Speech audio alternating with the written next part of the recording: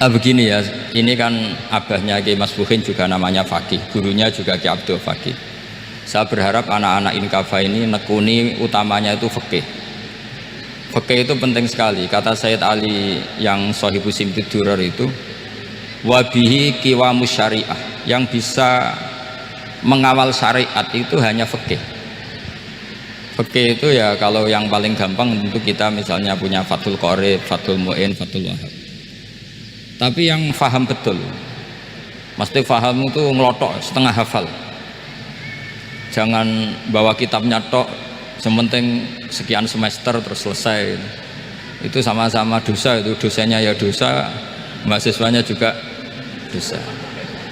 Karena sudah terlanjur sarjana agama, ternyata nggak bisa, itu kan mendingan ndak sarjana agama. Itu saya tak cerita sama Kiai Roba, itu ada fatwa kiai juga wali. Suatu saat ada penyanyi dangdut top terkenal di Indonesia itu nyanyi dangdut, ya penyanyi ya dai, entah itu hakikat entah majas tidak tahu. Itu kiai itu fatwanya lucu, kalau kamu datangi dia pas main dangdut masih saya beri izin, tapi kalau datangi dia pas pengajian itu tak larang kata. Kan santrinya jadi eskal, ini pas pengajian dilarang, pas dangdutan kok malah dapat izin. Tapi bukan berarti halal ya, dapat izin. Dapat izin kan potensinya bisa karena dilarang lah ya tetap belerot. Terus suatu saat si santri ini setengah wali, tidak wali tapi setengah. Lama-lama itu memahami gurunya, ternyata sirinya begini. Kalau seorang penyanyi yang tidak pernah ngaji kemudian ngomong agama, itu potensinya itu fadallu wa adallu, sesat dan menyesatkan. Tapi kalau dia sedang nyanyi dangdut, penyanyinya cowok loh, sama jangan bayangkan dangdut putri, enggak, itu cowok sudah tua lagi. Jadi potensi halalnya ada lah maksudnya untuk, tapi tidak alat musiknya, orangnya. Tapi kalau dia nyanyi itu paling dosanya hanya nyanyi. Saya ulang lagi, murid tadi akhirnya paham kalau datangi pengajian itu artinya ikrar kalau dia seorang dai atau seorang yang layak ngomong apa? Agama. Itu lebih bahaya karena kita santri, apalagi kita doktor atau MM, terus ngekrori orang yang nggak jelas asal usulnya. Tapi kalau nyanyi kan nyanyi saja, sehingga itu menjadi fikih. Bahaya terbesar dalam fikih adalah apa? Mengkaji fikih tidak dari ahlinya. Ya saya ulang lagi ya, mengkaji fikih tidak dari apa? Ahlinya. Nah kenapa demikian? Begini, saya beri contoh. Ilmu fikih itu tentu pertama dari Rasulullah SAW, kemudian bersanad sampai kita, atau kita sampai Rasulullah. Itu ngalami sekian ijtihad yang tidak mudah. Saya beri sekian contoh. Dulu Imam Syafi'i itu sukanya sama guru yang miskin, ya karena rata-rata santri juga miskin, jadi mesti ngidolakan guru yang miskin, karena sesama miskinnya harus berkoalisi.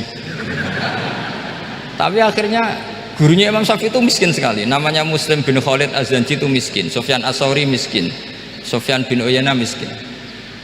Setelah ngaji di Medina itu Imam Malik itu kaya, pas itu Imam Malik sudah kaya. Setiap ketemu Imam Syafi'i dikasih uang. Sampai ketika Imam Malik itu bilang, kamu sudah alim, ilmu saya sudah habis, kamu ngaji sama yang lain. Sama siapa? Kata Imam Malik, orang yang sealim saya sudah meninggal, namanya Abu Hanifah, tapi dia punya murid namanya Muhammad bin Hasan Asy-Syaibani, kamu ke sana. Terus Imam Malik datang ke Baki. Dulu Baki itu pasar rental, ya Grab lah kita sekarang itu. Mengumumkan siapa kafilah yang mau ke Irak. Kita ya Imam Malik, dibayari sama Imam Malik, ini antar ke Irak, ke Muhammad bin Hasan Asy-Syaibani. Imam Malik mulai ngeper, guru saya yang miskin tidak pernah nyangoni, guru-guru saya yang kaya sering nyangoni. Mulai memasalahkan kiai miskin gitu, kira-kira seperti itu, mulai masalah gitu. Setelah datang ke Irak di Muhammad bin Hasan Asy-Syaibani itu si Muhammad bin Hasan Asy-Syaibani itu kalau ngitung uang itu di meja tamu. Jadi punya emas lantaan, punya uang, kira-kira kalau Indonesia punya rupiah, punya dolar, dihitung itu di ruang tamu. Kata Imam Syafi'i, saya dengan Imam Malik saja nggak srek, ini lebih kedonyan lagi kiai. Ngitung uang itu di ruang tamu. Terus akhirnya si Muhammad bin Hasan Asyibani ini ahlul usul, dia pakar usul. Kamu heran sama saya? Iya, kiai kok kedonyan. Dia ngomong. Tapi kata Muhammad bin Hasan Asyibani, kalau kiai tidak boleh kaya, itu tak kayak wong fasik. Ben gue demenan, gue mabuk. Oh jangan, nanti dipakai maksiat. Penjenengan mawon kersane digetokan. Berarti kiai oleh sugih, pun angsal-angsal. Semenjak itu jadi satu fikih bagi Imam Syafi'i. Ternyata kalau mengharamkan kiai sugih berarti membolehkan yang fasik sugih. Kalau yang fasik sugih bisa dipakai i'anah alal maksiyah. Semenjak itu mindset pikiran Imam Syafi'i rubah. Saking rubahnya sampai beliau berpendapat orang bisa beli Alphard, kok beli carry itu haram. Bisa jadi bupati kayak Pak Roba, kok jadi RT haram. Pokoknya gitu. Bisa keren Kak Gus Bak, kok jadi orang pendengar haram. Pokoknya haram terus. Karena dalil beliau al-Islam ya'lu wala yula alaih. Coba sampean ridho misalnya jadi orang Gresik dipimpin orang yang nggak sholat, ridho ndak? Ndak. Atau sholat tapi nggak bisa ngaji, ridho ndak? Ketika yang bisa ngaji berpotensi jadi buba, terus keterusan. Karena Imam Syafi'i keterusan, ya umatnya keterusan. Akhirnya orang-orang Syafi'i itu politikus rata-rata. Ya, makanya sama jangan kaget sama Baruba. Kakak saya wakil bupati dulu. Putranya Mbah Mun ada yang wakil apa? Gubernur. Dulu Gus Wahid ya menteri agama. Itu asal usul dari perubahan fikih, mindset, cara berpikir Imam siapa? Syafi'i. Jadi dulu itu fikih ditemukan itu jelimet, ada perdebatan. Itu tidak hanya pada level ulama, pada level Nabi pun ada perdebatan. Jadi jangan kira Nabi itu tidak debat, ya debat. Nabi itu asal seangkatan itu mesti debat, termasuk debat dengan malaikat. Jadi kalau perlu ya debat sama apa? Karena malaikat itu kan lugu itu gak iso mikir. Karena kalau malaikat iso mikir bisa jadi rektor. Nanti kasihan Pak Salam gitu. Malaikat gak boleh jadi rektor. Malaikat Israel itu nggak tahu etika. Jadi beliau ketika mau membunuh, mencabut nyawanya Ibrahim, datang, ya Ibrahim, saya ini disuruh nyabut nyawa kamu. Kata Ibrahim, wah kamu itu pasti salah. Kamu tahu saya siapa? Saya ini Khalilur Rahman, kekasih Allah. Masa kekasih membunuh yang dikasih? Ini nggak benar, logika itu nggak benar. Pasti kamu salah. Karena Israel itu tidak bisa debat. Ketika ditanya, hal ra'aita khalilan yumitu khalilah, masa kekasih membunuh yang dikasih? Saya ini Khalilur Rahman, masa Allah mencintai saya kemudian membunuh saya? Itu logika agak bener. Tidak, keliru, kamu itu keliru. Israel akhirnya terbang lagi. Ya Allah, katanya logika saya ini salah. Karena masa kekasih membunuh yang dikasih? Karena Israel nggak pernah sekolah, nggak pernah sekolah, nggak bisa dia jawab. Akhirnya diajarin Allah. Dah kamu bilang gini ke Ibrahim, hal ra'aita khalilan yakrahu ayyalqa khalilah, masa kekasih tidak siap ketemu yang dikasih? Dibalik logikanya. Akhirnya datang lagi ke Israel, kata Allah begini, masa jenengan kekasihnya tidak siap ketemu yang kau kasih? Oh ya oke, mati gak apa-apa. Jadi ilmu itu ngalamin perdebatan. Jadi saya datang murni karena Kiai Mas Buhin, bukan karena MC. Itu dosa besar kalau saya datang karena MC. Karena saya punya kewajiban yang lebih besar. Jadi yang bisa mengalahkan adalah a'dzama minhu, yang super besar kira-kira gitu. Karena jelas ada riwayat inna min abaril birri silatar rajuli ahla wuddi abi. Ya, inna min abaril birri silatar rajul ahla wuddi abi. Di antara kebaikan yang sangat baik adalah seseorang menyambung teman bapaknya. Padahal sampean kan nggak mungkin teman bapak saya. Teman saya aja nggak mungkin, nggak level apalagi bapak saya kan. Jadi malah mohal itu. Jadi ilmu itu harus mengalami satu gesekan, karena logika itu bisa dibalik. Nah karena ilmu itu mengalami satu gesekan, satu logika yang bisa kayak iya kayak enggak, sehingga jargon di dunia ijtihad itu begini. ra'yuna shawabun yahtamilul khata' wa ra'yuka khata'un yahtamilus shawab. Pendapat saya benar tapi mungkin salah, tapi pendapat kamu taruhannya salah dulu tapi ya mungkin benar. Jadi mustahid, kalau kata mustahid itu lucu ngomongnya itu, ra'yuna shawabun yahtamilul khata', pendapat saya tarifnya benar dulu tapi ya mungkin salah. Kalau pendapat kamu salah tapi ya mungkin benar atau mungkin bisa salah, ya tidak tahu, pokoknya mungkin benar. Nah, kenapa demikian? Begini, di luar masalah tauhid, saya ulang lagi, di luar masalah tauhid itu tentu ada masalah-masalah yang sifatnya ijtihadiyah. Ya, saya ulang lagi, yang sifatnya apa? Ijtihadiyah. Dan ijtihadiyah ini nggak pernah selesai karena muqtadul hal, konteks kesejarahan maupun konteks kesempatan itu tidak sama.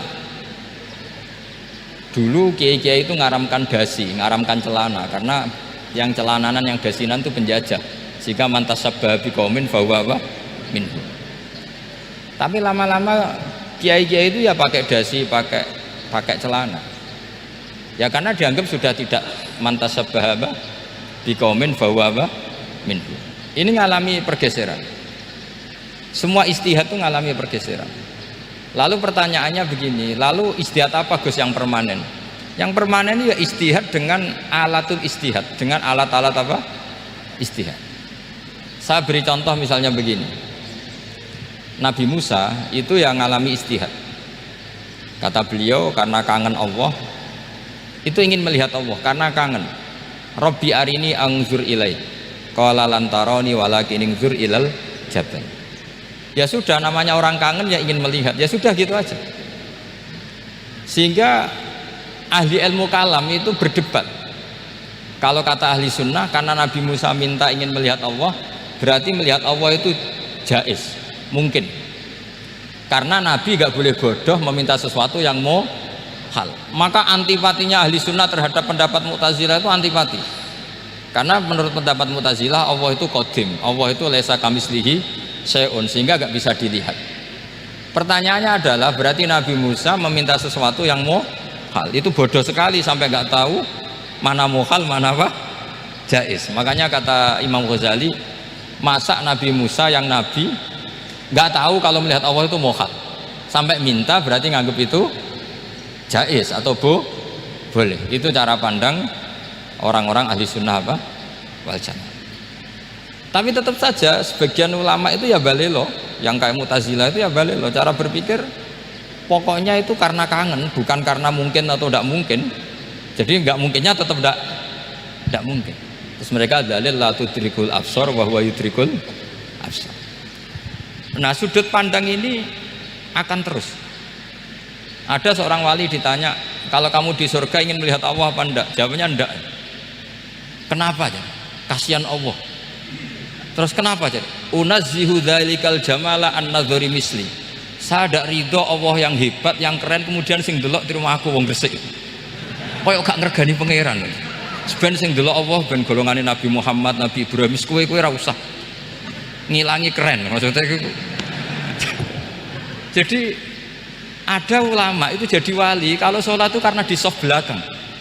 Tapi jangan ditiru.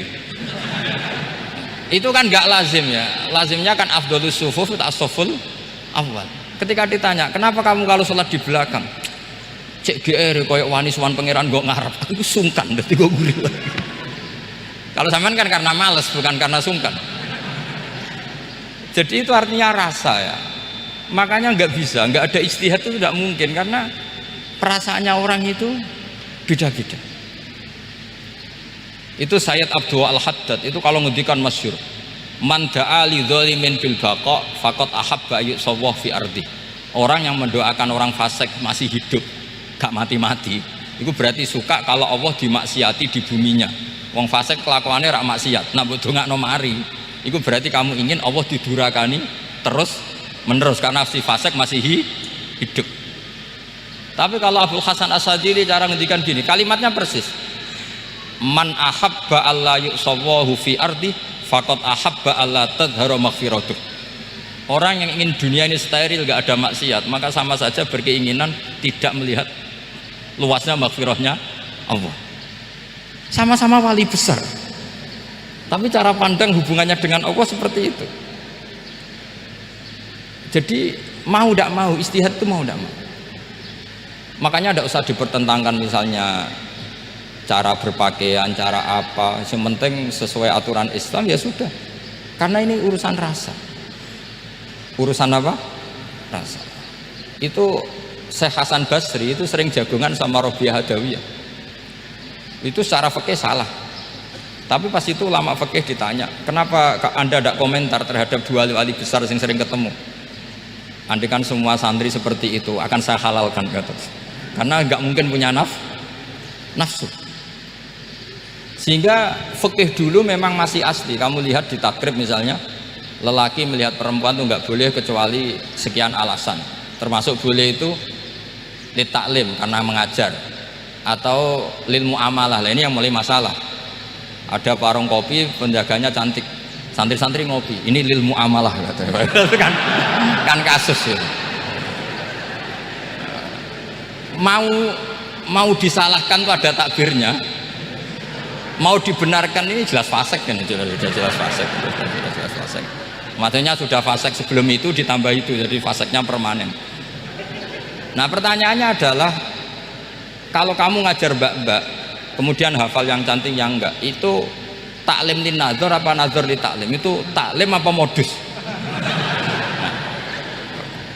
Makanya kalau ngopi cari bakul yang cantik, itu muamalah untuk nazar apa nazar untuk muamalah? Loh, kalau saya ngopi dengan kirobah pasti halal. Karena begini, berjalan saja bareng capek, nggak tahu itu warungnya siapa, terus berhenti ngopi, kebetulan bakulnya cantik. Nah itu mungkin halal karena kan saya tidak milih-milih, ingin ngopi kebetulan bakulnya cantik. Kalau kamu kan nggak apal daftarnya. Wah itu mesti haram itu mesti haram itu. Karena berarti kan kamu menjadikan ngopi ini modus. Gue jagani nak takok pangeran, lo kok nazar muamalah Gusti muamalah. Itu mesti modus. Maka fikih itu harus dikawal oleh tasawuf. Kalau ndak, semua hukum fikih bisa diakalin. Makanya Imam Bukhari punya satu bab namanya Kitabul Khiyal, bab mengkhilaf fikih. Beliau itu antinya sama Abu Hanifah itu luar biasa. Nggak ada ulama dibenci Imam Bukhari kayak Abu Hanifah. Masyhur itu. Untungnya beliau nggak menangnya Abu Hanifah. Kalau menangi geger terus ya. Bisa bahsul masail terus ya. Itu Abu Hanifah itu ulama yang suka khilah. Khilah itu ngerekayasa hukum. Misalnya begini, saya ini puasa agak lemes, ujian agak lemes, apalagi kiai serapati di duit, santri beling-beling lemes ya. Apa mangan itu kan, wah poso-poso kok mangan kan gak keren. Supaya saya bisa makan dan halal, saya bisa ngajak kiai robai ya jalan-jalan nyari yang jarak 2 marhalah, ya sudah, terus bisa makan. Kalau ditanya Allah kok makan, musafir. Jadi bolehkah insya'us safar menciptakan pergi demi untuk supaya boleh iftar? Boleh enggak cara jenengan? Coba kok enggak boleh, alasannya apa? Kan pergi, perginya juga enggak maksiat. Itu khilaf. Tapi Sayyid Muhammad, Abuya Sayyid Muhammad bin Alawi, Sayyid Muhammad itu membela Abu Hanifah. Artinya membela jangan semua khilaf itu diharamkan. Karena itu cara, saya ulang lagi, karena itu cara untuk mengawal bahwa hukum Allah itu luas. Karena kalau nggak ada khilaf itu ya kita kesulitan. Misalnya begini, ini penjelasannya, makanya kita harus sering mendengar. Saya itu dulu masih sangat fikih itu protes, kenapa ada poluan polisi wanita? Itu kan pekerjaan cowok ya, pekerjaan pria. Tapi setelah mendapat penjelasan dari polisi itu alasannya masuk akal, Gus. Kadang-kadang orang nakal itu menyembunyikan narkoba itu di alat wanitanya. Itu kalau semua lelaki polisi kayak jenengan itu kan masalah itu. Sehingga memang harus ada polisi wanita karena sebagian pengedar narkoba itu perempuan dan menyembunyikannya di tempat itu. Kalau semua polisi cowok kan nggak kebayang. Sehingga kita akhirnya mendengar membolehkan polisi itu wanita. Ada wilayah yang harus wanita. Begitu juga ada pertanyaan, kenapa sih dokter kandungan itu cowok? Saya punya banyak santri yang muhibin saya itu dokter kandungan. Tak tanya, kamu itu kok cowok kok jadi dokter kandungan? Kan pekerjaannya seperti itu. Dia jawabnya lucu. Dari 10 yang tes jadi dokter kandungan, itu yang cewek itu lulus 2, yang cowok lulus semua. Karena ketika cewek dites melihat ketuban pecah darah itu langsung pingsan. Sehingga yang secara psikologi dablek itu kan memang lelaki. Jadi roh wongnya sewakit santai. Kadang nggak lahir-lahir dinteni nang jopo rokokane santai. Itu kalau cewek yang jadi dokter kandungan itu nunggu jam 11, jam 4 sudah pingsan. Nah ini cerita, bukan berarti saya menghalalkan, enggak. Kita harus mendengar, saya ulang lagi, kita harus apa? Dan itu setelah mendengar itu nanti jadi disiplin ilmu, yaitu namanya fikih. Saya berkali-kali cerita di mana-mana cerita, fikih itu harus dievaluasi karena ini masalah furu'iyah. Saya berkali-kali cerita di mana-mana cerita.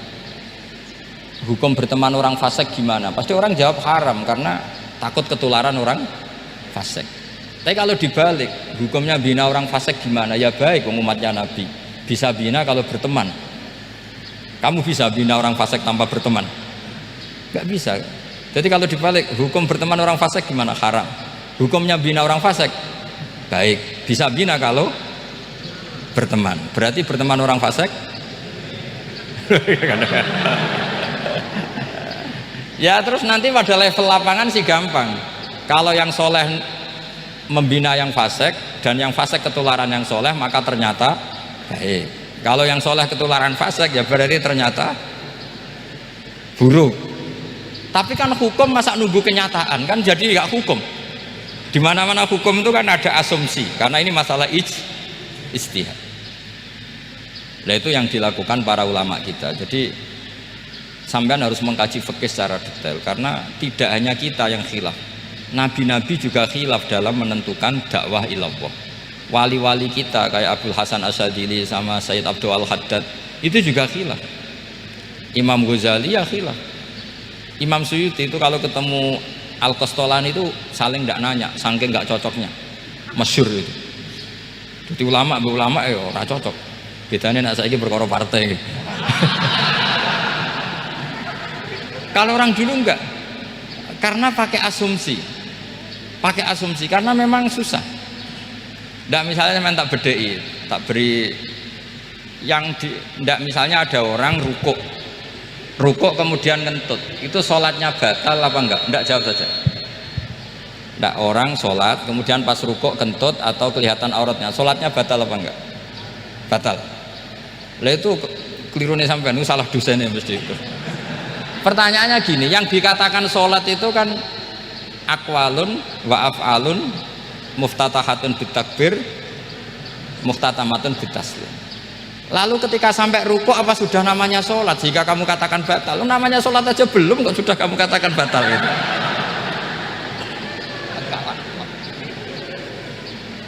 Iya kan?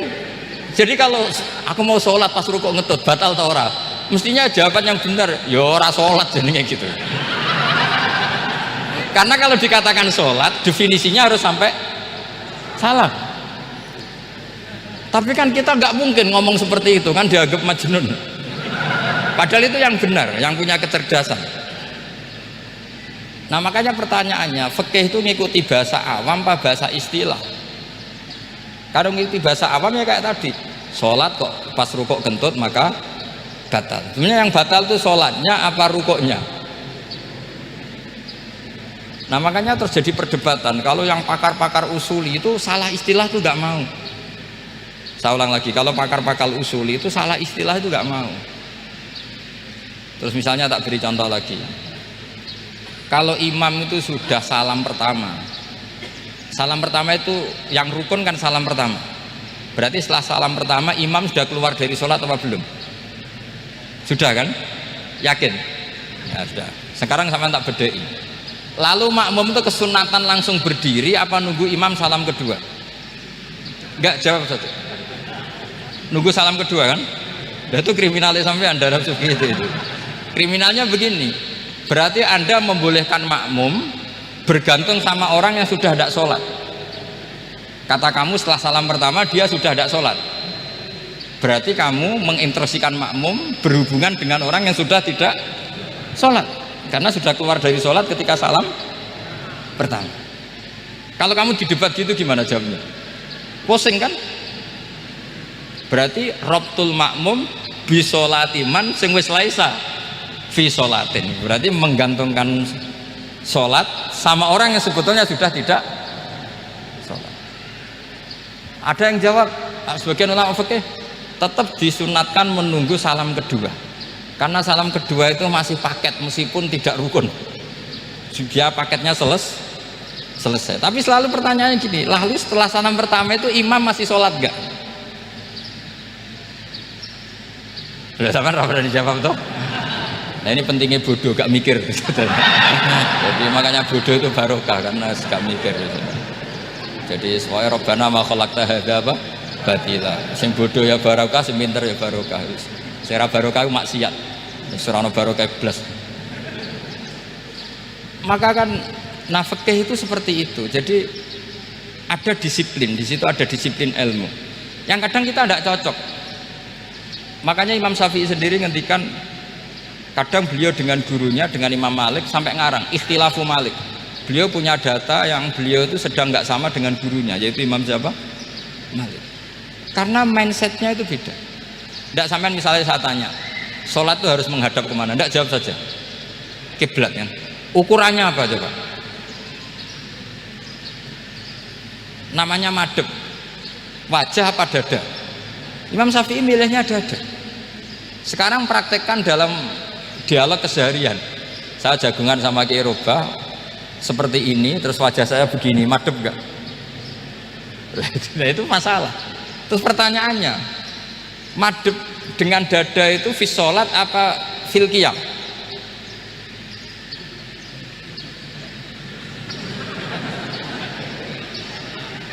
Loh enggak, kalau fis sholat pas sujud dada kamu madhep mana coba? Kamu enggak pernah mikir kan? Ya madhep pakai dada itu kan kalau berdiri, kalau rukuk sama sujud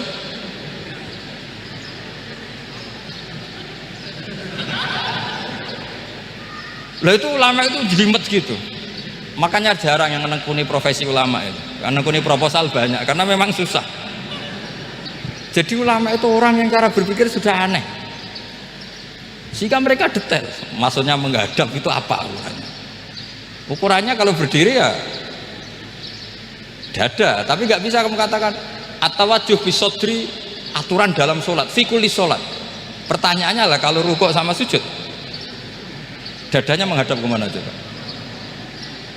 Maka itu ilmu yang sudah jelimet. Nah ulama usul fikih, ulama yang nggak mau salah per detail hukum. Sehingga menurut Imam Rafi'i, misalnya kalau beliau ditanya sujud itu gimana ya, asal wat ujabha ya sujud. Tapi kalau menurut Imam Nawawi harus melibatkan 7 apa? Anggota, yaitu al-jabha, wal yaden, wal rukbaten, wal qadamen. Oke, Imam Nawawi kita ikuti. Tentu keseharian kita pakai Imam Nawawi, yaitu berdasar hadis umirtu an asjuda ala sab'ati a'dzumin al-jabha wal yaden wal rukbaten wal qadamen. Berarti berapa? 7. Tapi pernah saya cek di kitab karangannya Imam Syafi'i, ketika beliau ngendikan saya suka kalau orang sujud itu melibatkan 7 anggota berdasar hadis ini. Tapi kata beliau wayah tamilu, dan bisa saja sujud yang watul jabhah itu sudah cukup. Terus kata Imam Syafi'i, limadha, karena Nabi ketika sujud itu hanya ngendikan begini, sajadalaka wajhi wa sam'i wa basori. Gak ada di hadis wayadi warubati wakodami. Ya sudah, akhirnya itu sudut pandang. Terus gugatan kedua begini, ada orang muslim yang sujud sama berhala. Untuk menjadi murtad itu harus 7 anggota apa cukup atul jabah alal ardi? Untuk sah menjadi murtad itu, untuk sah menjadi murtad cukup atul jabah alal ardi harus 7 anggota untuk keabsahan murtadnya itu. Tidak jawab. Makanya ini tugas dosen-dosen ini meminterkan ini. Karena namanya sudah faqih. Faqih itu ahli fikih yang detail namanya faqih. Kalau ini mutafaqih. Jadi bukan tafakuha tapi tafakuha, kayak tamarodo. Jadi wazannya nanti itu wal idhari ma laysa fil waqi'. Jadi ini bukan gojlok, ini memang marah saya ini. Jadi kalau sudah pakai gelar faqih harus faqih betul. Karena ilmu fikih itu sebetulnya gampang. Sampean kalau ngaji i'anah itu kelihatan fikih itu gampang karena ada logika yang terbangun. Misalnya begini, orang kalau tawaf itu disuruh agak jauh dari Ka'bah. Jangan sampai nginjak sadarwan. Karena sadarwan itu pondasi itu ikut Ka'bah. Kenapa begitu? Ya jenenge ra muteri Ka'bah, ide-ide Ka'bah. Jadi sebenarnya sederhana logikanya. Sing jenenge muter itu di luar itu kita muter. Nah kalau nginjak pondasinya namanya gak muteri Ka'bah tapi ida-ida Ka'bah. Ya jadi sederhana sebetulnya ya masuk akal. Jadi fikih itu tidak ada yang iskal, sebetulnya masuk akal. Tapi karena kita nekuni itu tidak serius, maka terus jadi paradok. Saya beri contoh lagi, ini sebagai penghormatan saya sama Kiai Mas Bukin, karena ini sudah namanya fakih. Kalau ada ayam jago ditabrak truk, terus kejet-kejet, adekan dibiarkan pun mesti mati, karena gerakannya sudah harokatul madbuh. Terus kamu sembelih, itu halal apa enggak? Enggak jawab, ayam jago loh. Kalau kamu katakan halal, dia sudah tidak punya hayatun mustaqirroh, kehidupan yang permanen. Andai kan kamu biarkan pun 1 menit lagi meninggal. Kejet-kejet kan mau prosedur saja. Maksudnya pantasnya mati yo kejet-kejet sih, tapi sebetulnya sudah pasti mati. Maka ini ada 2 ulama. Kalau kata Imam Malik tetap namanya halal. Karena ruhnya masih di situ, sehingga ketika kita nyembelih, ya nyembelih hewan yang hidup. Yang namanya nyembelih itu pokoknya mematikan yang punya roh. Sementara saat itu rohnya masih di situ, meskipun 1 menit lagi pasti mati. Tapi kalau mazhab Syafi'i enggak, ini sudah harokatul madbuh, tidak punya hayatun mustaqir. Sehingga dalam perdebatan ulama fikih itu lucu, kadang ya gampang mangkel no. Misalnya begini, kalau ada anak lahir tidak ada amaratul hayat, nggak nangis, nggak bernafas, sunat disolati apa enggak? Siktun sing layas tahilu walayas, langsung lahir langsung mati, nggak ada amaratul hayat. Rata mikir tuh, itu tidak wajib disolati. Alasannya ya kan memang sholat alal mayit kan tidak pernah hidup. Di mana-mana mayit itu setelah hidup mati, ini kan tidak pernah hidup. Namanya ya qit'atul lahmin, ya potongan daging itu aja. Enggak. Jadi kadang fikih diwaca tenan jebule mangkel no. Terus ketika di kitab Minhajul Thalibin itu, kalau kamu keluar mani itu wajib mandi enggak? Wajib kan? Kalau keluar mani inzal itu kan wajib mandi. Nah kenapa nifas atau wiladah keluar bayi, kenapa ibu-ibu kalau keluar bayi wajib mandi? Alasannya lucu, li'annal walad maniyun pun akidun, itu kan wis mani cuma mengkristal. Jadi kadang fikih mangkel loh, apa ya kok sembrono gitu, masuk wajib mandi wiladah itu karena apa? Li'annal walad maniyun mun akidun, itu mani sing wis mengkristal, mani sing wis jelalatan lah, lahir nuangis macam-macam. Jadi ternyata karena kenapa fikih butuh alasan, nyari hadis tentang keluar anak mandi itu nggak ada yang sorry, yang ada adalah tentang inzal, innamal ma' minal. Akhirnya dicari-cari, ternyata walad itu maniyun munakitu. Nah ini problem fikih. Sampean harus siap dengan pelajaran seperti ini, meskipun sampean mungkin wong priayi, tapi ini ilmu. Ya saya ulang lagi, ini ilmu. Sehingga ulama itu mau tidak mau harus mau mendengar, karena logika yang terbangun itu nunggu kalau mendengar. Kayak tadi Nabi malaikat Israel baru sadar, masa kekasih bunuh yang dikasih, masuk akal. Iso mikir juga Israel. Kalau sama sampean sih nggak nerima, tetap selonang-selonang. Ini masalah Ibrahim Khalilur Rahman. Sehingga kita di alasan fikih itu harus kita dengar. Saya dulu itu, saya sampai sekarang itu sama, kalau bayi lahir masih sudah berbentuk bayi, saya sendiri berpendapat sebaiknya disolatin. Kalau sudah berbentuk apa? Bayi, meskipun tidak apa? Tidak nangis, tidak ada amaratul hayat. Kan yang digugurkan itu wajibnya, bukan masalah boleh dan tidak. Itu banyaklah perdebatan ulama di bab itu. Saya beri contoh lagi perdebatan ulama. Ini contoh-contoh fikih karena ini khusus penghormatan status fakih tadi. Itu kalau ada orang mati, jenazah itu. Jenazah itu kalau sholat, itu kan umumnya jenazah di depan, kita nyolati di belakang. Itu yang mengatakan begitu ya tidak punya alasan, ya taunya mulai dulu begitu, di mana-mana nyolati jenazah, jenazahnya di depan. Tapi di kitab Mahali jelas diterangkan, kata kaul sani tidak wajib. Alasannya ya lucu, fa innal janazah laisat bi imamin. Jenazah itu tidak imam, kenapa harus di depan? Bukan kacau kan? Lu coba alasannya di depan apa? Dia ada imam kok.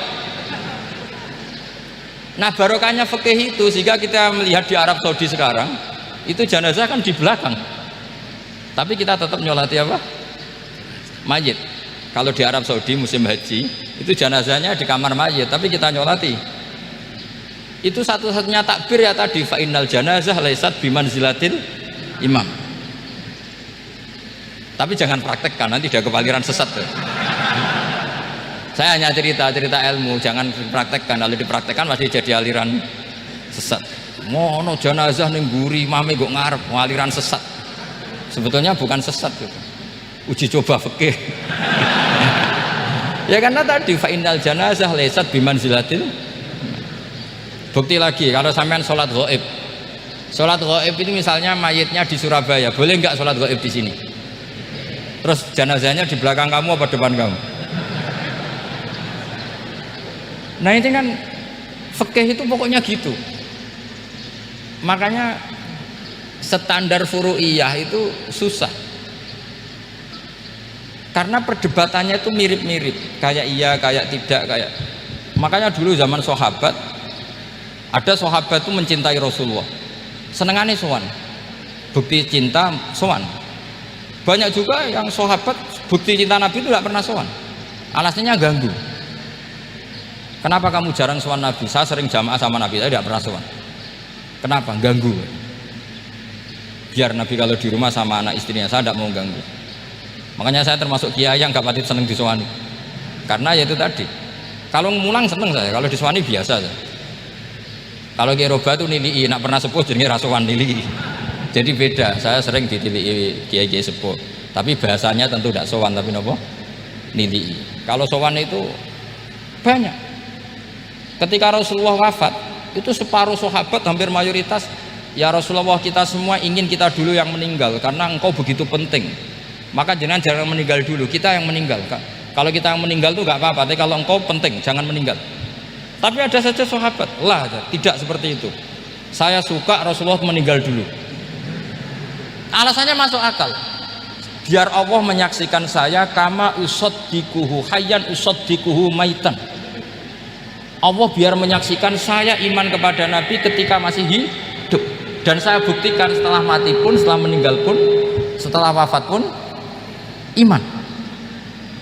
Jadi ternyata baisnya itu supaya orang tahu bahwa iman kita kepada Nabi itu iman yang super, sehingga ketika beliau sugeng ya kita iman, setelah wafat juga kita iman.